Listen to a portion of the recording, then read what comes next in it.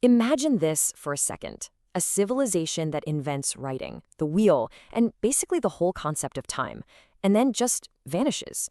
Their amazing cities crumble into dust. How on earth does that happen? To figure that out, our story doesn't start with an ending. It actually starts with a lucky discovery in the middle of the desert, almost 400 years ago. So picture this. It's 1625.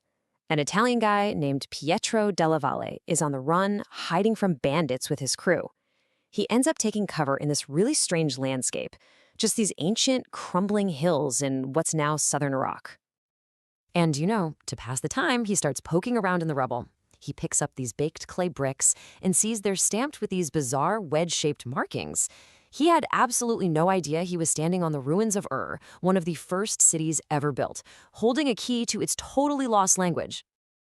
Okay, so that writing system, it didn't just appear out of thin air. It was actually invented to solve a very human and kind of relatable problem. The whole story comes from an ancient Sumerian legend. So the story goes, a king named Enmerkar had this super complicated message he needed to get to a rival king. Problem was, his messenger just couldn't remember it all. The legend says the messenger's mouth was too heavy. So the king does something incredible, something no one had ever thought of before. He just grabbed a piece of wet clay, flattened it out, and pressed the words right into it. And that, right there, is the birth of cuneiform. They'd use a reed from the riverbank and suddenly they could record anything. Laws, history, even recipes for beer. It was a complete game changer. For the first time in history, humanity could speak across generations.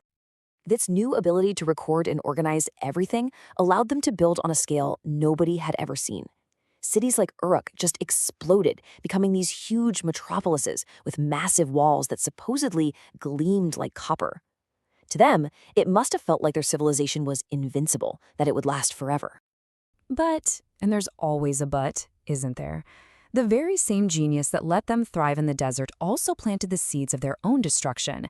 Their greatest innovation, irrigation, turned out to be a slow-acting poison.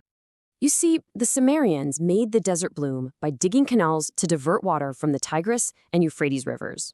Brilliant. But here's the catch. River water always has tiny traces of salt.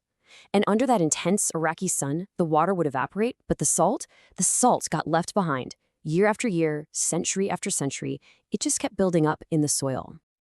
And if you want to see the damage this caused, you just have to look at their two main crops. They loved wheat, but wheat is really sensitive to salty soil. Barley, on the other hand, is a much tougher grain. It can handle the salt. And here's the crazy part. We can literally watch this disaster unfold in their own tax records. Around 3500 BC, farmers grew about half wheat, half barley. But fast forward about 1400 years, and wheat has almost completely disappeared. We're talking less than 2%. Their soil was turning white with salt, and their entire food supply was collapsing in slow motion. So what happens when the food runs out? Starvation spreads. Summer got weak, and a weak, starving society is a vulnerable one. Their enemies, out in the mountains and the deserts, they were watching, and they saw their chance.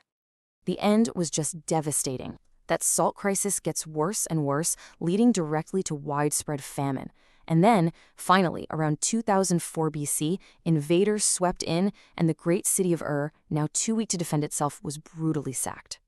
The destruction was so total, so horrific, it spawned a whole new type of poetry, which we now call the laments. These poems describe things that are just unimaginable. One line says that bodies dissolve like fat in the sun.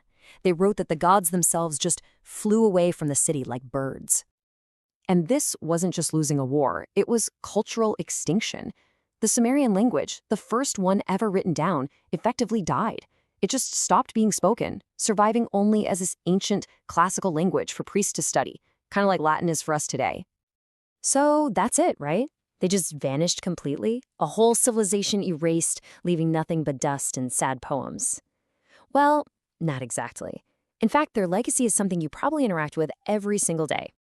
And it all starts with this one simple number, 60.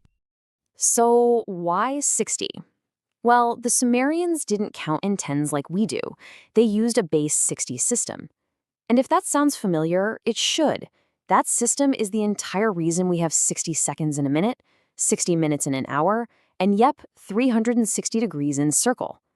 It's kind of wild, isn't it? We're all still living on Sumerian time. Seriously, think about that. Every time you check your watch, every single tick of the clock is a faint echo from a civilization that built a paradise on Earth, only to unintentionally poison it and watch it all turn to salt.